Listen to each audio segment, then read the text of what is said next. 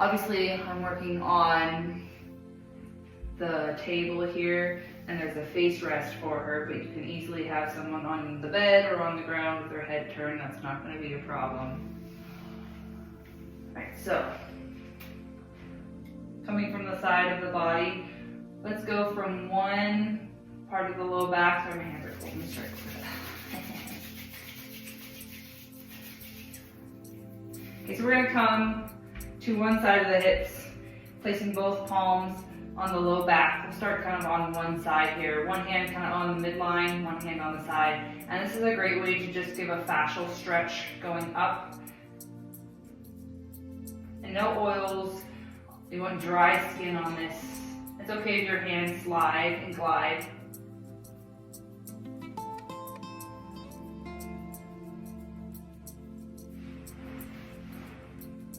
And you can go all the way up towards the shoulders and neck. You can go across the body.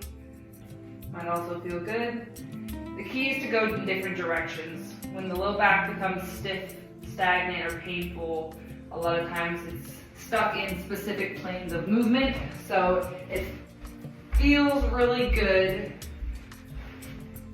to come from different angles and go in different directions with the tissue.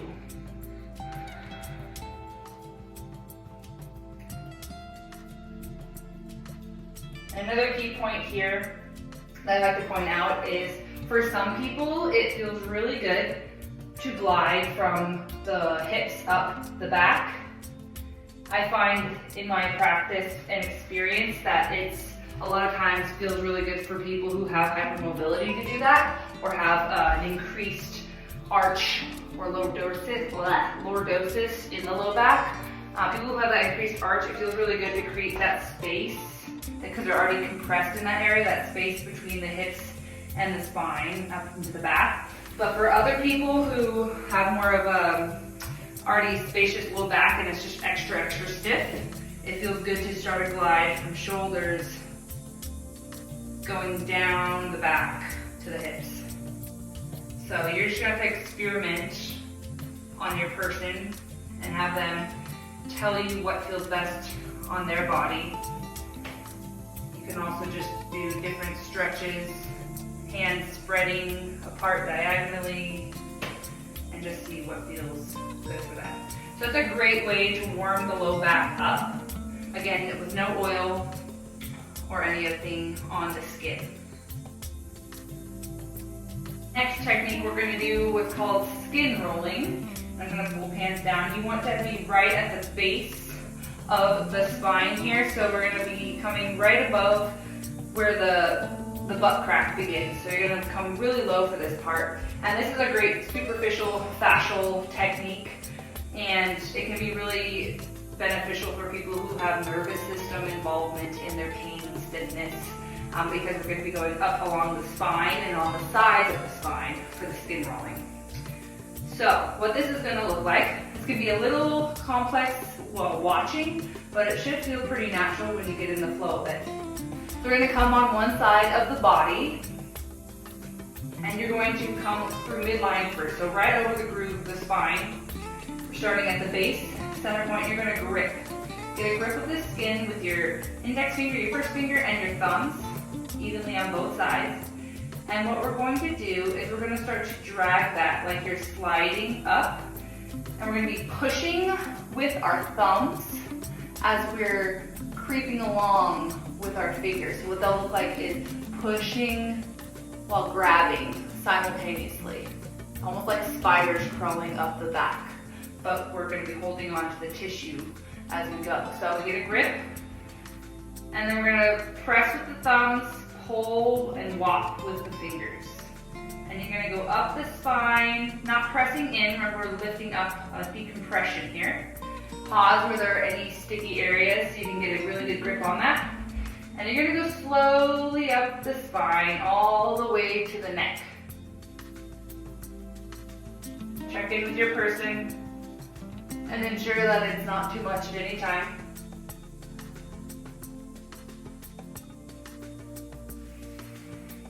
And that's how that looks along the middle.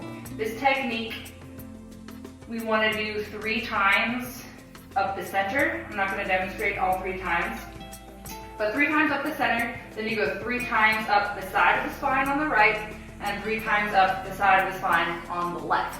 So that's what we're going to go to next, and you'll probably notice the change in the tissue color, the redness. That is good, increased blood flow to that area. Just make sure that there isn't any pain that's taking the breath away on the person. That we do not want. So this time we're going to come to the right side of the spine, coming over the erector muscles. And again, starting really low at the base of the spine, get a good grip on the tissue, lifting up. But more than lifting up, we're focused on that walking motion. So pushing with the thumbs, gripping and crawling with the fingers. And you can get a bit of more wider grip here, almost like you're holding a sandwich. There's a nice meaty area to go along here.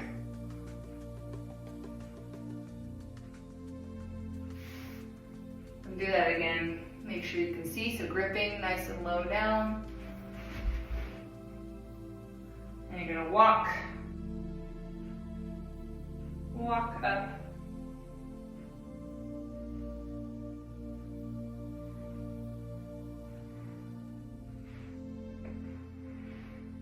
All the way to the shoulder.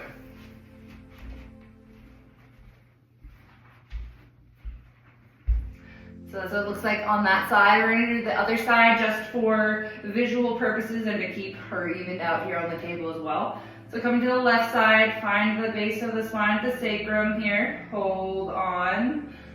Get your sandwich grip. You might notice that one side is a lot tighter on your person than the other where you can't grab as much. That's okay. Don't force it. Just work with whatever you can get a grip on. And then if it is tighter, so she is tighter on this side, we're gonna go a little slower. Walking slower, kind of slow motion. Find the sticky areas, feel into the crunchiness until you can make your way through. And then when it gets smoother, creepy crawly, go up, up, up, up all the way. Again, 3 times. We're gonna just do 1 more for demonstration purposes. But each time you go, you should feel they're really restricted and tight on the first time. It should open up each time more that you go and do.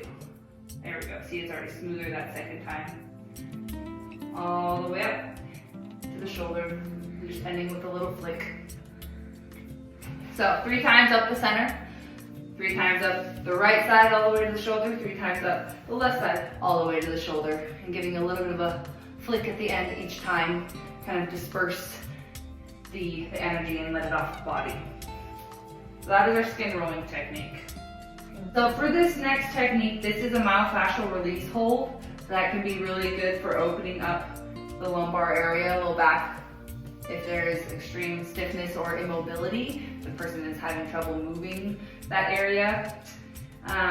So what we're gonna start with here is a hold, and we're not gonna be doing any movement. It's gonna be a gentle hold that we just sit with and let the tissue expand, let go, release on its own. So we're gonna bring one hand, we're gonna do a cross hold. This is what it's gonna look like. One hand on the base of the sacrum, holding it slightly down, and then the other hand is gonna be lifting the back up. And that's where the space is gonna come as our hands gently drift apart, like this. So I'm gonna be using my left hand on the sacrum. You can use whichever one feels most comfortable for you. But basically we're gonna kind of be spreading ever so gently. Don't want your fingers spread, but just gently cupping the sacrum here around the area above the butt crack again. And that's gonna be sitting, giving just gentle pressure. I want you to come in contact with the tissue here and just feel it. I don't want you pressing down or pressing away towards the feet. Just find contact. Let your hand rest here. And then we're gonna bring the other one crisscrossed here on the center of the low back, on the spine. And what this is gonna look like now as we create contact, we're gonna let the hands kind of sink in, almost like clicking into place, if you think about that. And as John F. Barnes would say, right, Allie, it's like you're in soft play. And then from here, we're not pushing or forcing that space between the hands. We're letting our hands gently drift. My right hand going up towards the head, my left hand going down towards her feet. This is gentle contact with the body as we start to let the hands open. And as our hands open, we're not gliding over the skin. Our skin is staying in the exact spot where their skin was that we started. So that is creating that stretch in their fascia. Because as our hand is lifting, her skin and fascia is also lifting with it. And we're going to stay and hold until we feel something significant. So that might be, on my end, I might start to feel a pulsation in the tissue, which is not a heartbeat, although it can feel like a heartbeat. And that is what I call the arrival of chi in the myofascial hold. And that is a really good thing to note. That means that there is fresh blood and energy circulating in this area, and that the fascia is opening up and unwinding. You might also feel vibration or just an overall sense of warmth. And the person on the table or on the bed or on the floor, wherever you are, check in with them and see what they're feeling. They might feel just openness, a release of pain, a movement of pain. It might travel somewhere new. That's a really important thing to follow. And I want you to follow their sensation for a few minutes. You can hold as long as you feel it's beneficial, as long as they feel it's beneficial. And when you both agree it's time, after 2 minutes or more, you can slowly come back out of it, drawing your hands together, and then lifting up off the back. All right. For this next technique, we're gonna grab some of your favorite body butter or lotion or oil. I like butters better than oils because they don't slide as much, they have more of a grip. I like to use my homemade blood stasis butter, so your choice, whatever you want. We're gonna apply some to the top of the hips and up the back. And we don't want so much that they're just greasy covered in it, but we want enough that there's still a bit of a drag and our hands move slowly when we go over the area. We're gonna expose the top of their hips here. And this is gonna be a double arm technique. So one arm is gonna be pinning down the glute, the top of the hip. The other arm is gonna be sliding up the back.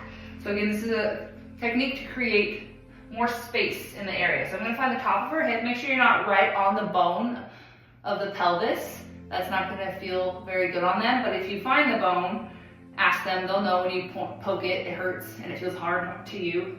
You're gonna go below that, where it gets squishy in the gluteal muscles. So you're gonna apply pressure there with your forearm. And then the other arm is gonna be doing the work. So we're pinning down with this arm. And then the top arm is gonna be the one that we get into the low back. Again, not on the spine, but we come off the spine to a place where the meat of our forearm can go in nicely. And then we're gonna just spread our arms, dragging the top arm up. Again, being mindful of the ribs as we go, and of the scapula as we get higher. You don't want to hit into the bottom of the shoulder blade there. So you don't have to go up all the way to the back, but just go up a nice place. And we'll do that again. So you can get bottom arm pinned in, top arm into the low back, sinking in first, and then we'll start to spread the elbows apart. But the work is coming from our forearms rather than our elbows in this technique. Okay? You can do that a few times. You can do a few circles if that feels good to them, to kind of bring the attention back to the general area and not going so deep, coming back a little bit more superficial, but just demonstrating on the other side. So now we're gonna find pelvic bone on this side. I'm gonna go down a little bit into the gluteal muscles, pinning my forearm into that area. Relax your wrist, let it go floppy. And then this top arm, we're gonna come into the low back, gliding down away from the spine and then in, and create a firm pressure point with your forearm. And then spread the forearms. More emphasis on the top arm coming away rather than the bottom arm. Bottom arm is more just pinning down towards the table. But you can give it a little bit of a spreading motion if you want.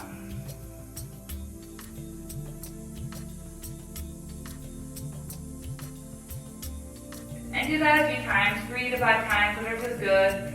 And then end with a little bit of some rocking with the forearms if you'd like, in circles. And there you have it.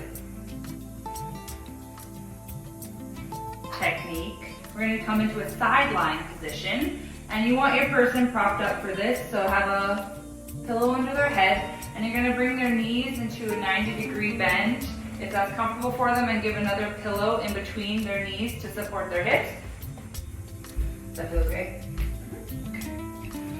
And so this technique is again a static hold that we're going to be doing on the low back coming in from the side with our forearm. And this can be really beneficial for people who also have some hip involvement in their low back pain, which a lot of people do. And again, some mobility issues, because we're going to be accessing 3 different layers here. So there's the obliques that come into the abdomen and the ab muscles. We also have the quadratus lumborum, the low back muscle, that's that thick piece in the back here, and then also our hip flexors and psoas, which is in the front. And all 3 of these in their fascial connections kind of create this binding effect right here on the side of the body a lot of times. So if it gets to be really thick, dense, and feeling kind of like concrete, this can be really, really good for that. So what we're going to do is have a single hold. We're going to get in a comfortable position with your body. And we're going to find, again, the top of the hip, and you're going to come up a few inches. I want you to use your fingers to feel where the meaty tissue is. So we have top of the hip here, and then we have the bottom of the ribs here. We're going to be mindful of not going into the ribs or onto the hip. We want that space right in between. If there is not a whole lot of space, you might want to use your fingers for this technique, just kind of stacking your fingers and going in. But if they have more of a wider space already, you can use your forearm. So I'm going to show you what that looks like first. And what that's going to be is bottom hand, just rest on the hip to start to get comfortable. We're going to come in, and then we're going to let the wrist relax and start to sink your body weight forward and down into their body. And the pressure is going down towards the table as I'm resting here. Does that feel okay? And you're going to hang out here. I want it to feel comfortable on you and comfortable on the person that you are working on. So we're going to breathe together and wait. This might take a minute, this might take a few minutes. On her, I already feel the tissue starting to open up. And what that feels like is the density of what I was leaning on is kind of melting down. And I have to lean further to access it again. So that shows me that the fascia is receiving and starting to open. So you'll hang out here, and I'll show you what it looks like with the fingers. So if that is too much with the forearm, or again, like I said, if there's not a whole lot of space between their ribs and their hip, we're going to stack our fingers like so. I want you to feel around on the side of their body where there's most tight and tender. You can ask them. And then you're going to just do the same thing. Pressure downwards toward the table and sink in and hold.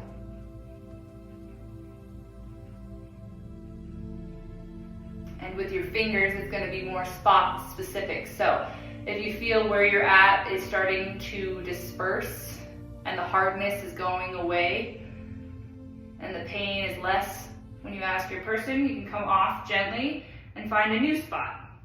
Maybe a little bit closer up to the ribs. Yeah, that's a good spot. Or down towards the hip. And you can just work your way around this whole area and hanging out for as long as need be.